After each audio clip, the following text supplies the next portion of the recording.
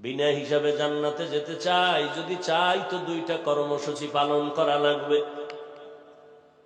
এক নাম্বার কর্মসূচি, আল্লাহকে ভয় করো, তাকওয়া অর্জন করো। দ্বিতীয় কর্মসূচি, মুসলমান হইয়া মরো। আল্লাহ বলেন আমার হক আদায় করে ভয় কর। সাহাবায়ে কেরাম নবীরে বললেন, ইয়া রাসূলুল্লাহ, আল্লাহ কত বড়? এটাতে বলাই যায় না কত বড় কত বড়। কয় তুমি প্রশংসা করো, বড় বড় বড় বড় বড়। দুনিয়ার সবাই যদি আল্লাহ কত বড়ই বয়ান চালায়, লেখক কলম দিয়ে লেখে, বক্তার বক্তব্য শেষ হয়ে যাবে, কলমের কালি শেষ হবে, পাতা শেষ হয়ে যাবে। ও আল্লাহর বান্দা, আল্লাহর বরত্ব শেষ করা যাবে না। আল্লাহ কত বড়? কয় সীমাহীন আমার আল্লাহ বড়। এক কথায় জানাই দিলাম, আল্লাহু আকবার। আল্লাহ সবার থেকে, আল্লাহ সবার থেকে বড়। আল্লাহ এত বড়, ওই আল্লাহর হক আমরা দুর্বল বান্দারা তো কখনো আদায় করতে পারবো না। নবীও বললেন ঠিকই তো, আল্লাহর হক আদায় করা কোনো বান্দার দ্বারা পরিপূর্ণ সম্ভব না। নবীও টেনশনে পড়ে গেলেন, পেরেশান। জিবরাইল আমিনকে আমার আল্লাহ পাঠায় দিয়েছেন, যাও আমার নবীর সান্ত্বনার বাণী দিয়া দাও, ইত্তাকিল্লাহা মাস্তাতাতুম, আমার হক আদায় করে ভয় করা লাগবে না, বরং বান্দা তার সাধ্য মতো আমি আল্লাহকে ভয় করবে। এই ভয়ের নাম তাকওয়া। এই ভয়টা থাকে অন্তরের মধ্যে। যার মধ্যে ভয় আছে তার নাম হলো মুত্তাকিন।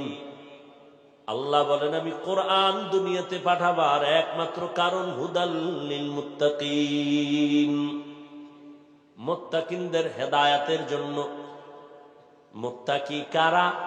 আল্লাহকে ভয় করে যারা, ভয় থাকে অন্তরে। তবে এটা জন্মগতভাবে নেওয়া যায় না, অর্জন করা লাগে। কিন্তু আশ্চর্য, এই ময়দানে যদি আমি আপনাদের জিজ্ঞাসা করি আপনারা কারা কারা আল্লাহকে ভয় করেন, এই প্রশ্ন করলে সবাই দোনো হাত তো উঠাবে। অনেক চালাকেরা দুই পা উঠায় বলবে চার হাত পায়ে আল্লাহরে ভয় করি। অনেক চালাক বলবে হুজুরদের থেকেও ভয় করি। অথচ এখানে এমন আশেক বসে আছেন, ফজর পড়ে নাই, জোহর পড়ে নাই, আসর পড়ে নাই, মাগরিব পড়ে নাই, এশাও পড়ে নাই, আবার বয়ে বয়ে সাফাবাজি করে। নামাজ না পড়লেও আমগো দিল পরিষ্কার। কি ঠিক? আন্দাজে কইছিল ঠিক। কয় ভাই দাওয়াত? আলহামদুলিল্লাহ। কয় তোমার বাড়ি? কয় নওজুবিল্লাহ।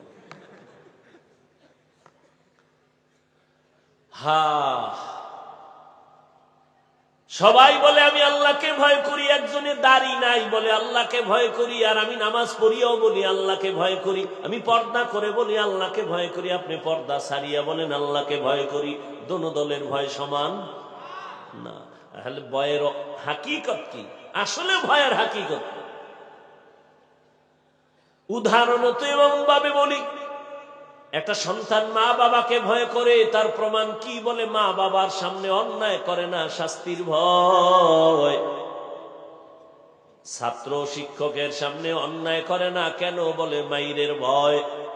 ঠিক এ জমিনে যারা আল্লাহকে ভয় করবেন, ওই বান্দা গলায় ছুরি লাগাবে, গালে দাড়িতে ছুরি লাগাবে না। हर के दारत खौफे हक दर दिल मदम जन्नतुल मअवा देहद उरा मकाम जुज़बा हक़ची जे मखाज इंसुजा फजले उआ मस्ते दर जुमला जहां। अल्लाह के भय करो हे मुमीन। এই ভয়টা মায়ের গর্ভ থেকে পাওয়া যায় না, এই ভয়টা অন্যের থেকে নেওয়া লাগবে, অন্তরে ঢুকাও। কোথা থেকে নিব? লিকুল্লি শাইইন মাদিনুন ওয়া মাদিনুত তাকওয়া কুলুবুল আরিফিন। প্রত্যেকটা ভালো জিনিস রাখার একটা গোডাউন আছে, তাকওয়ার গোডাউন হলো আল্লাহর প্রিয় বান্দাদের কলব, তাদের কলব হলো তাকওয়ার গোডাউন। তাদের নেক নজর লাগাও, নেক নজর যদি লেগে যায় অন্তরে তাকওয়া চলে আসবে। আল্লাহর ভয় যখন আসবে, মরিয়া গেল তোমার দ্বারা আর গুনাহ হবে না, আল্লাহর আযাবের ভয়।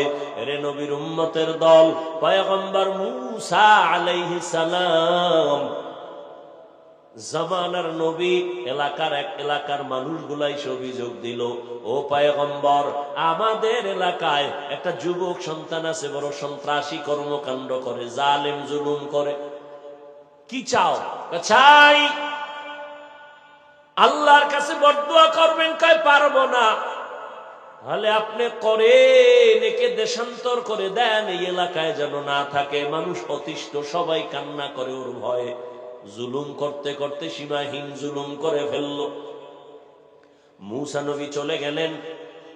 ওই সন্তানের মা বাবার থেকে অনুমতি নিলেন। মা বাবাও এত অতিষ্ঠ, চায়, বলে যান, এই সন্তান আমার দরকার নাই। ও যুবক, কেমন সন্তান হইলি? আজ তোমার চেহারার দিকে তাকাইয়া মায়া লাগে না, চেহারায় কোনো উজ্জ্বলতা নাই। মোবাইলে গুনাহ করে করে চেহারাটা নষ্ট করে ফেলেছো। মা বাবার দোয়া নিতে পারো না। কি পরিমাণ মায়ের গালি দিছো মোবাইলের কারণে। মায়ের সাথে বেয়াদবি, বাবার সাথে বেয়াদবি। এই মোবাইলকে কেন্দ্র করে কত ছাত্র শিক্ষকের সাথে বেয়াদবি করেছো। আল্লাহ না করুন যদি এখন তুই মরিয়া যাও, মা বাবা পর্যন্ত মনে মনে খুশি, কারণ আমার সন্তানের চরিত্রটা এত খারাপ, মানুষের সামনে মুখ দেখাইতে পারি না, মইরা গেছে ভালো। একটু চিন্তা করো যুবক বাবা, এমন কপাল লইয়া কেন দুনিয়ায় জন্ম নিলি?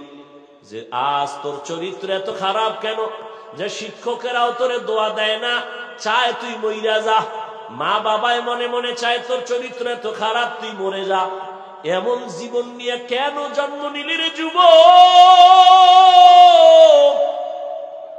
অথচ তোর মতো কত যুবক এখনো আছে জীবনে মাদ্রাসায় পড়ে নাই, স্কুল কলেজে পড়িয়াও দাড়িওয়ালা নামাজ পড়ে। সত্য কথার সাক্ষী দেওয়া আসেনি?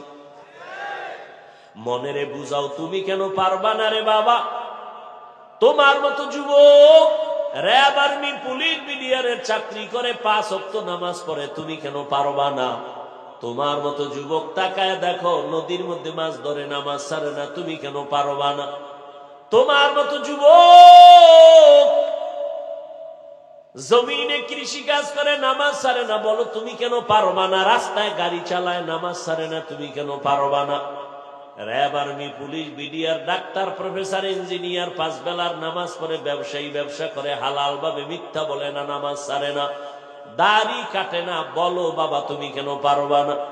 তোমার কপাল বুঝি মন্দ, গুনার কারণে আমার আল্লাহ বেজার হয়ে গেছে। ওই যুবক মূসা নবীর সামনে মা বাবা স্বীকার করলো, তারায় দেন হে নবী। এই যুবকের হাতে পায়ে রশি লাগাইয়া এলাকার থেকে বহু দূর এক এলাকায় লোক দিয়ে তারে ওখানে ফেলে দেওয়া হলো, এলাকায় যেন আর না আসে। ওই এলাকায়ও যখন আবার সেখানে জুলুম শুরু করেছে, ওই এলাকার মানুষ তারে বাইদা হাতে পায়ে রশি লাগায় পাহাড়ের গুহার মধ্যে ফালায় দিছে। এখনো রুহুটা আছে। সন্তান এখন একা, চতুর্দিকে জঙ্গল আর পাহাড়। ওই যুবক একা একা শুয়ে শুয়ে কান্না করে, রশিও খুলতে পারে না। মুহূর্তের মধ্যে কেমন আমার মালিকের কুদরত, ওই জাহান্নামী গুনাহগার জালেম যুবকটা অসুস্থ হয়ে গেল। ও যুবক, তোমার হায়াত যদি ধরে নাও 60 বছর তুমি বাঁচবা, অর্ধেক চলে গেছে, বাকি অর্ধেক বাঁচবা, কিন্তু পঙ্গু হইয়া বাঁচবা। কারণ বাকি দিনগুলো বাঁচার জন্য তোমার চোখের পার্স ভালো থাকা লাগতো, তুমি মোবাইল দিয়া পার্স নষ্ট করে ফেলেছো। দুনিয়াতে আরো কিছুদিন বাঁচার জন্য তোমার হাতের শক্তি লাগতো, মোবাইলের দ্বারা হাতটাকে নষ্ট করে ফেলেছো। পঙ্গু হইয়া বিছানায় কান্না করবি, চোখের পানি মোছার কাউকে পাবি না রে বাবা। ও আল্লাহর গোলাম, দুনিয়ার রং তামাশায় আর কত তুমি দৌড়াইবা? জীবনে তো কম দৌড়াও নাই, মনে চাইছে পার্কে যাবি দৌড়াইয়া গেছো, মনে চাইছে মেয়েদের নিয়ে আড্ডা দিবি দিছো, আর কত এখনো কি তওবা করবি না রে বাবা? আমার আল্লাহরে কি তুই দুর্বল মনে করেছো? আমার আল্লাহর কোরআনটা কি মিথ্যা মনে করেছো? একটা ভুল পারলে এখন বের করে দে কোরআন থেকে, ভালো করে দেখ, আমি এখন দাড়ি কেটে ফেলবো, নামাজ বন্ধ করে দিব। তুমি কেন ১৫০০ বছর পর্যন্ত মহা পণ্ডিতেরা অপচেষ্টা করলো ভুল বের করার জন্য, পারে নাই, বরং বহু বিধর্মী কালেমাওয়ালা মুসলমান হয়ে গেল। তাহলে কোরআন সত্তরে বাবা মনে করছে আমরা হুজুরেরা বোকা, আসলেই আমরা বোকা, একদিকে এক অর্থে বোকা না হয় আমগো যেই পরিমাণ গালাগালি করো, তোরে মাইরা ফালাইতে তো আমগো হুজুর 1 সেকেন্ড লাগতো না। আমরা মাদ্রাসাওয়ালারা যদি রাস্তায় নেমে যাইতাম, ছাত্র শিক্ষক, এই সোনার বাংলায় এক নাস্তিক আমাদের অনুমতি ছাড়া কথা বলার সাহস পাইত না। কিন্তু আমরা উল্টা পাল্টাই যে বয়ান করি, হিন্দুদের গালি দেই না, বৌদ্ধদের বিরুদ্ধে বলি না, খ্রিস্টানের গালি দিলাম না, মনে হয় যেন আমার দেশে হিন্দুরা জামাইয়া ধরে আছে, কিন্তু পার্শ্ববর্তী দেশে আমার জাতি ভাই মুসলমান রিমান্ডে আছে। কথা ঠিক নেই? ও আল্লাহর গোলাম, ও যুবক, তুমি তোমার লাইনে থাকো, স্কুলে পড়ো, কলেজে পড়ো, ডাক্তার হও, ইঞ্জিনিয়ার হও, একজন প্রফেসর হও, ব্যবসায়ী হও, চাকরিজীবী হও, কিন্তু একটাই দাবি, বেয়াদব হইবা না রে বাবা।